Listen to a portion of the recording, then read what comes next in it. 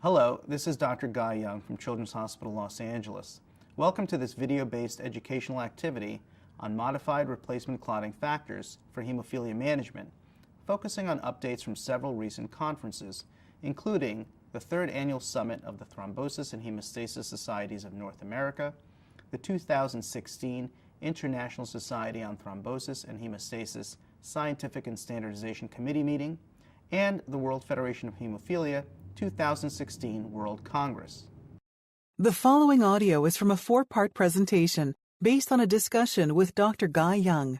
This audio is part of a certified educational activity titled An Up-to-Date Review of New Data on Modified Replacement Clotting Factors in Hemophilia Management. What have we learned in 2016 thus far? To access the entire activity and complete the post-test, please go online to www.peerreviewpress.com/WRX. A printable transcript, slides, practice aids, and other features are also available. Let's begin our discussion with a summary of new data on the efficacy, safety, and tolerability of long-acting recombinant coagulation factor IX albumin fusion protein. Recombinant factor IX FP is a fusion protein genetically linking recombinant human coagulation factor IX with recombinant human albumin that has an improved pharmacokinetic profile, thus allowing for less frequent dosing. 2 phase 3 trials in the Prolong 9FP clinical trial program demonstrated the safety and efficacy of recombinant factor IX FP in previously treated patients with severe hemophilia B in those aged 12 to 65 years, which was study 3001, and in those less than 12 years, study 3002. The long-term safety and efficacy of recombinant factor IX FP in patients with severe hemophilia B was subsequently investigated in a phase 3B open-label multi-center extension study. Patients completing studies 3001 or 3002 were enrolled in the extension. Treatment intervals could be extended to 10 or 14 days with 50 to 75 international units per kilogram for all patients. Adult patients who were controlled on a 14-day regimen could switch to a 21-day interval with 100 IU per kilo of recombinant factor IX FP. 83 patients from studies 3001, 52 patients, and 3002, 24 patients, continued routine prophylaxis in the extension study. 7 patients started prophylaxis following major surgery. No patients developed inhibitors or antibodies to recombinant factor IX FP. In terms of efficacy, extended treatment interval of 21 days was shown to be possible in adults with a median ASBR of 0. Extended treatment interval of 10 or 14 days was shown to be possible in young children less than 12 years of age with a median ASBR of 0 and 1.16 respectively. A surgical substudy was included in the phase 3 studies as part of the global Prolong 9 FP clinical program to evaluate efficacy and safety of recombinant factor IX FP in the perioperative setting. The results of this study showed a single preoperative dose of recombinant factor IX FP maintained intraoperative hemostasis in 20 of 21 surgeries and in 8 of 9 orthopedic surgeries. Overall, perioperative consumption of recombinant factor IX FP from day 0 to 14 was low at 375.3 IU per kilogram. The median consumption for orthopedic surgeries was 87 IU per kilo preoperatively and 375 IU per kilo overall. No inhibitors to factor IX or antibodies to recombinant factor IX FP were detected, and no AEs were assessed by the investigator to be related to recombinant factor IX FP. Prior to entry, target joints were reported in 52.5% of patients receiving routine prophylaxis and 60.9% of those treated on demand. Of the 19 on-demand patients who switched to weekly prophylaxis with recombinant factor IX FP after 6 months, 10 had target joints at the start of the study, Following 6 months of on-demand treatment with recombinant factor IX FP, 47.3% of patients had confirmed target joints. 100% of these resolved after patients switched to once-weekly prophylaxis. The median joint ABR fell from 15.3 with on-demand therapy to 1.19 with weekly prophylaxis. The median joint ABR was 0 with all prophylaxis regimens. Similarly, median and mean ASBR decreased markedly when patients switched from on-demand treatment to weekly prophylaxis. In the pediatric study, target joints were reported in 3 patients on prophylaxis prior to study entry. All target joints resolved with once-weekly recombinant factor IX FP prophylaxis. Median joint ABR was 0.5 and 1.13 in patients aged 1 to 5 and 6 to 11 respectively, and 0.99 overall. Overall, the results from the recombinant factor IX FP clinical program demonstrated that recombinant factor IX FP is effective not only for the prevention of bleeding episodes, but for resolving target joints in previously on-demand or undertreated prophylaxis patients.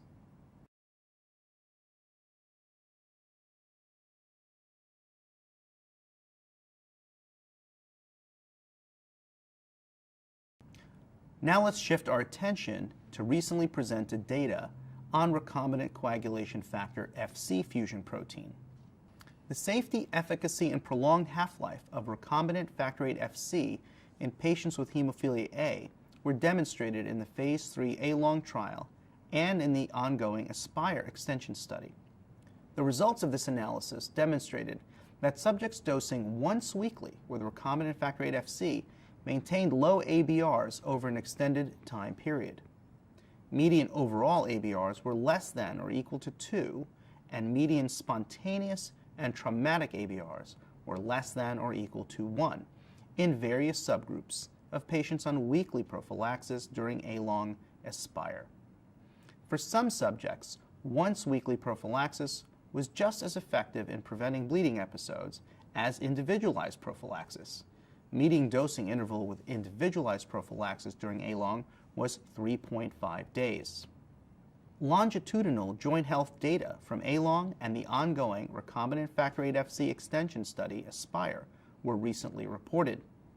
Joint health was assessed using the modified HJHS at the A-LONG screening and at ASPIRE baseline and annually subsequently. The modified HJHS differs from the standard HJHS version 2.1 in that the response options for joint pain and gait were condensed into fewer categories, and an assessment for instability was included. Thus, the total score is lower, with a range of 0 to 116, compared with the standard HJHS. Among 150 adult adolescent subjects who completed A-LONG and enrolled in ASPIRE, 47 on recombinant factor VIII Fc prophylaxis in A-LONG ASPIRE had modified HJHS data at all 4 time points. Continuous improvement was observed over time in modified HJHS total score at ASPIRE baseline, ASPIRE year 1, and ASPIRE year 2, respectively, compared with A-LONG baseline. The modified HJHS components that showed the greatest reductions in scores from A-LONG baseline to ASPIRE year 2 were swelling, with a mean change of minus 1.4, and range of motion with a mean change of minus 1.1. The safety and efficacy and prolonged half-life of recombinant factor IX Fc were demonstrated in the Phase 3 B-LONG trial of adults and adolescents with hemophilia B. A post hoc analysis of this study was recently presented, which assessed the on-study ABRs and baseline characteristics of B-LONG subjects who had stable dosing regimen intervals of at least 14 days. The analysis included subjects from the individualized prophylaxis treatment arm, which was Arm 2. Subjects in Arm 2 were classified based on their last prophylactic dosing interval on study, once every 10 to 14 days, and greater than or equal to 14 days, and were included in the analysis if they had been on the regimen for at least 3 months. The results of this analysis showed that approximately 50% of subjects of Arm 2 of B-LONG used extended dosing intervals at least 14 days and had low ABRs that were similar to ABRs in subjects on other dosing intervals in Arm 2. There were no clear trends in PK or other baseline characteristics among subjects with extended dosing intervals. The sustained efficacy of recombinant factor IX Fc in beyond subjects with target joints at entry into B-LONG study was recently assessed. Subjects with at least one target joint, major joint with 3 or more bleeding episodes in a 3-month period, at entry into B-LONG with available on-study data were evaluated in this post-hoc analysis. The results of this analysis showed that in adult and adolescent subjects with target joints, treatment with recombinant factor IX Fc prophylaxis over an extended time period resulted in low target joint ABRs with prolonged dosing intervals. Nearly all, 98.9%, of target joints in subjects on recombinant factor IX Fc prophylaxis were clinically resolved during the follow-up period.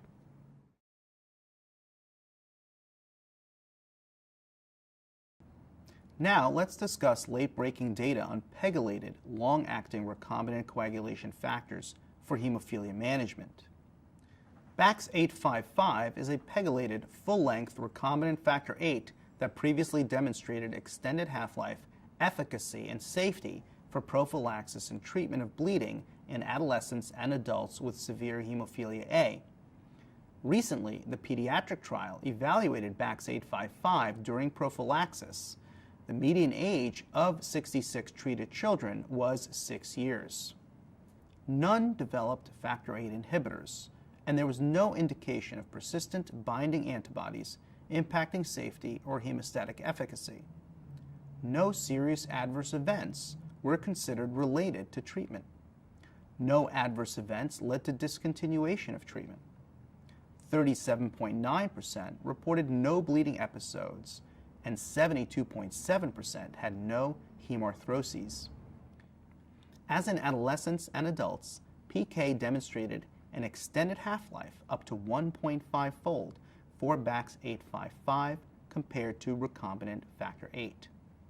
The characteristics of patients treated prophylactically with BAX855 who did not experience bleeding episodes were compared to the characteristics of patients in the prophylaxis arm who reported at least one bleeding episode with respect to PK profile, pre-trial ABRs, target joint status at screening, pre-existing arthropathy, and blood type was also recently reported. The results of this analysis showed that while many of the characteristics of patients on prophylaxis without bleeding episodes were similar to those who experienced bleeding, patients without bleeding episodes had a longer half-life of BAX855 and a lower incidence of blood type O. A similar analysis was also conducted in pediatric patients. The results of this analysis showed that while most characteristics of subjects on prophylaxis without bleeding episodes were similar, subjects with bleeding episodes had more target joints at screening. Data from the BAX855 clinical trial program, 3 completed and 2 ongoing studies, were integrated to evaluate its long-term efficacy and safety. For a total of 215 patients on twice-weekly prophylaxis, point estimates for mean ABR were 4.7 for total, 2.9 for joint, and 2 for spontaneous bleeding. 36% of patients had no bleeding episodes during the first 6 months of twice-weekly prophylaxis, and this was maintained over consecutive 6-month periods. No patients developed inhibitory antibodies to factor VIII. Common AEs considered related to BAX855 were consistent with the safety profile of other factor VIII products. BAY94-9027 is a B-domain-deleted, long-acting recombinant factor VIII site-specifically conjugated with polyethylene glycol. the safety and efficacy of BAY94-9027 for prophylaxis and treatment of bleeds in adolescents and adults with severe hemophilia A was demonstrated in the PROTECT-8 trial. The objective of the PROTECT-8 Kids study was to assess the safety and efficacy of BAY94-9027 for prophylaxis and the treatment of bleeds in previously treated children with severe hemophilia A.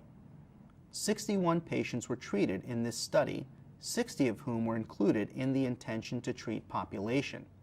The median total ABR was similar in patients aged less than 6 and 6 to less than 12 years. Every 5-day prophylaxis was the most frequently used regimen at the beginning and end of the study. No patient developed inhibitors to factor VIII following administration of BAY94-9027.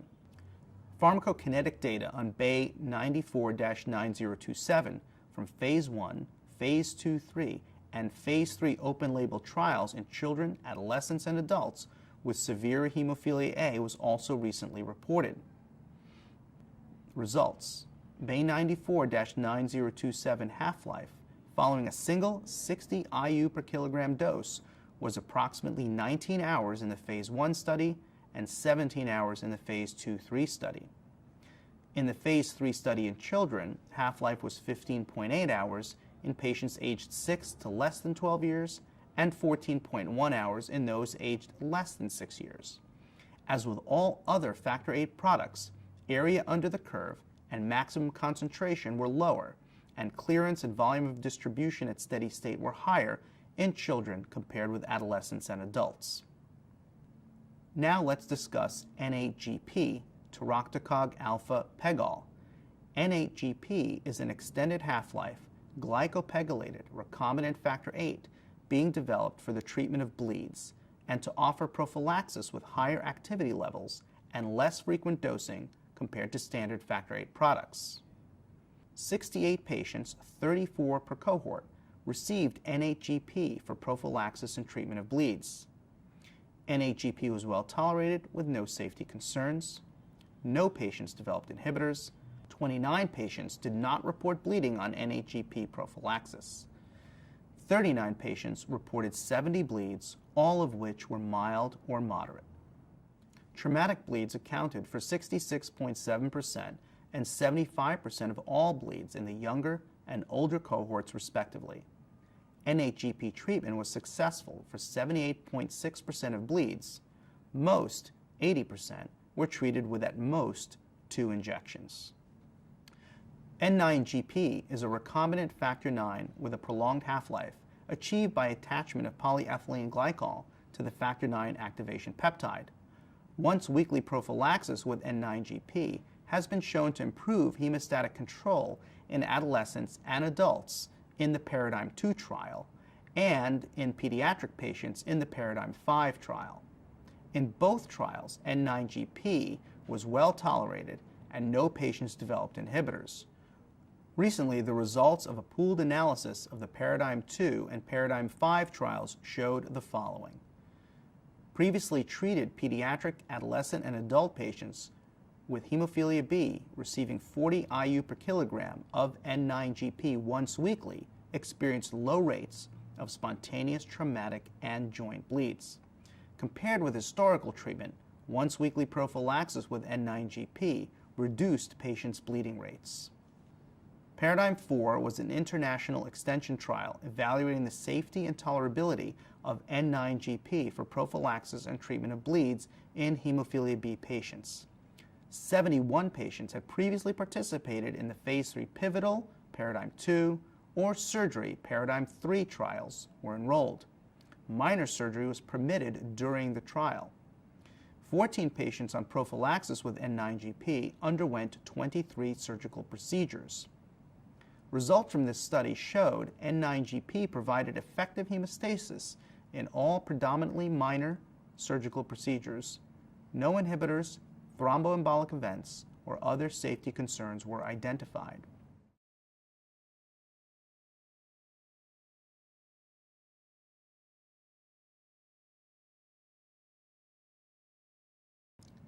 Finally, let's discuss some recent updates on single-chain recombinant coagulation factors for hemophilia A management.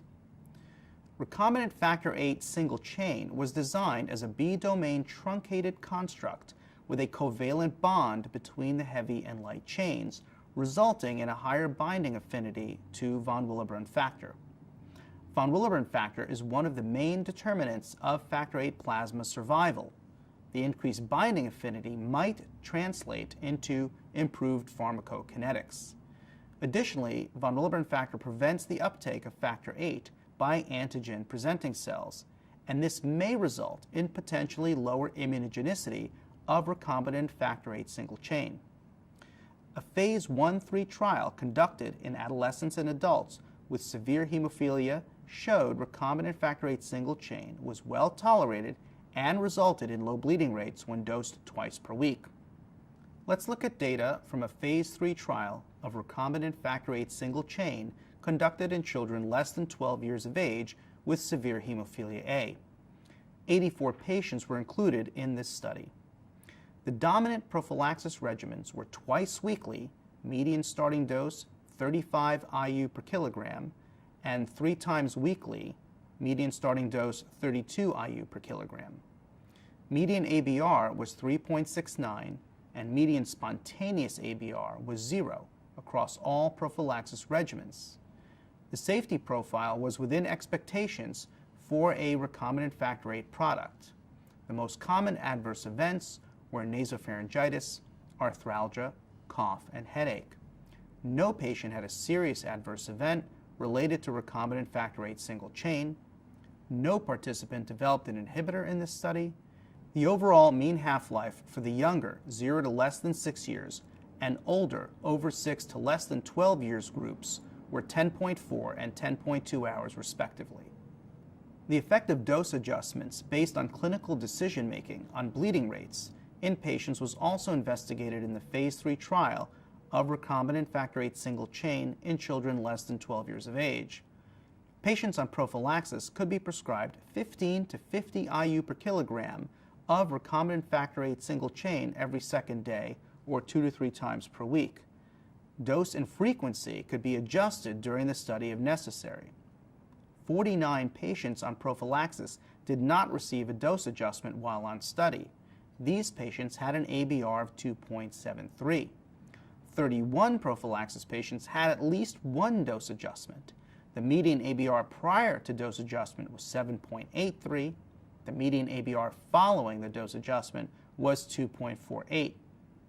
Individualized dosing can result in lower ABRs and ASBRs when dosing decisions are based on clinical bleeding phenotypes. The surgical sub-studies of the Affinity program investigated the safety and efficacy of recombinant factor VIII single chain to control hemostasis in pediatric, adolescent, and adult patients with severe hemophilia A undergoing surgery. 18 patients underwent a total of 21 major surgical procedures.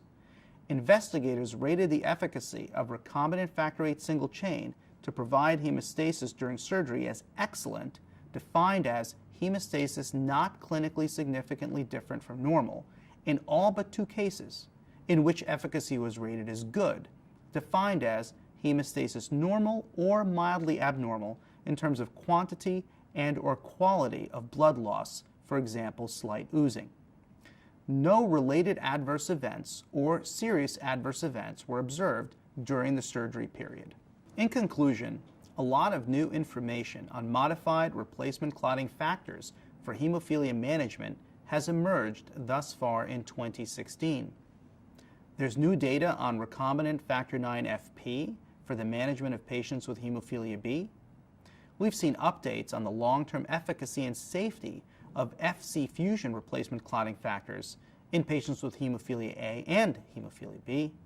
In addition, recent clinical trials and analyses on pegylated replacement clotting factors for the management of hemophilia A and hemophilia B have been presented. And finally, late-breaking data on recombinant factor VIII single chain in patients with hemophilia A is now available. That ends our discussion for today.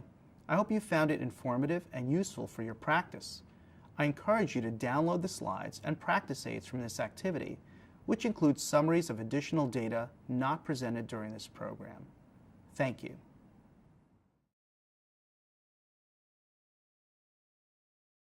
This activity has been jointly provided by Medical Learning Institute Incorporated and PVI, Peerview Institute for Medical Education. Thank you for listening to this activity. To view the rest of the CME activity, download materials, and complete the post-test for instant credit, please go online to www.peerviewpress.com/WRX. This activity is supported by an educational grant from CSL Behring.